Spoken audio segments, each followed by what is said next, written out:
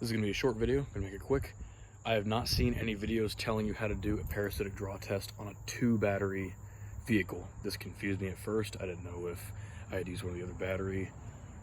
Didn't know. This will work for any other vehicle. Just ignore the second step to this. The reason I say, if you haven't heard of a 2-battery vehicle, you don't know why it has 2 batteries. Because on a diesel engine like this one, it needs those 2 batteries to run the starter because of how high compression the engine is. So it needs more cold cranking amps. So each of these batteries is rated for 800 cranking amps. It needs, 1600 cranking amps in total just to turn the motor over. And then that other battery, the one that usually goes here, does nothing. So I have it unplugged. For the parasitic draw test on a 2-battery system, you just disconnect one of the batteries, the one being the one that you don't need, like just the one that's only hooked to the starter. So follow some wires, see which one that is. Mine is on the right, the one I need is on the left. And then you just go normally about it. Keep your positive connected, disconnect your negative, put the positive lead of your meter on the negative lead, and then put the negative lead of your meter on the negative of the battery. I know my camera work is very poor, I apologize. And we're gonna see that we are reading 2 amps. That is dog shit, that is terrible. It is draining my batteries overnight. So what you do, fucking cat, shut up.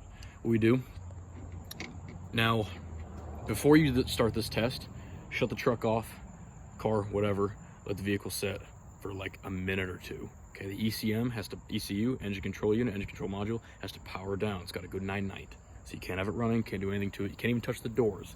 If you need one of the doors open to get to the door, to get to the fuses, like this one has a fuse box in here. It's got 2 fuse boxes, one in the hood, one in the doors.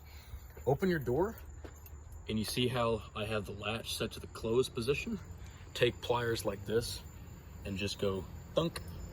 Then it makes it think it's closed. Roll your windows up and just let it set. This truck has been dead. It's been sitting here for days, so I don't have to worry about that. I just opened it, did that, hooked the battery up. So now this is just a pure gamble. What's pretty common on these, before I get into this, you're gonna want to use these. This is the one for the inside. It shows you what all the fuses and cables and whatnot do and what amps they are. Make sure you put the right fuses in the right holes, or you're gonna fuck shit up. And then one for right here. You're gonna read it like how you would be looking at it standing normally, not in a weird, funny way, but they'll make it very obvious on the forum. If you don't have one, look on forums, look online. Forums are a great place for that. So, a very common thing on any vehicle you find, aftermarket or stock, the radios will draw amps. So, for shits and giggles, we have 2. I know what the radio fuse is. I've looked at the diagram, and this is 15 amp right here. Gonna pull it. We've just lost a little over an amp. Now I still have a parasitic draw. There's still more things wrong with the truck, but I've found most of the problem. Your parasitic draw should never be over, even half an amp is excessive. Under that, you should be okay, but even half an amp is excessive. Your engine will, the vehicle will always pull amperage from your batteries, which will drain your volts over time. So like if you let the vehicle sit for a month, it's gonna lose its battery charge. It's just how it works. Or maybe not a month, but it depends on what kind of car you have, and depends on how many accessories it has and how new the car is. So, because it has to pull battery to keep things like security lights, door locks, the clock, the memory on the radio, things of that nature have to stay on. Because otherwise, if you turn your truck on every day in the morning, the clock would read 00, wouldn't save the time.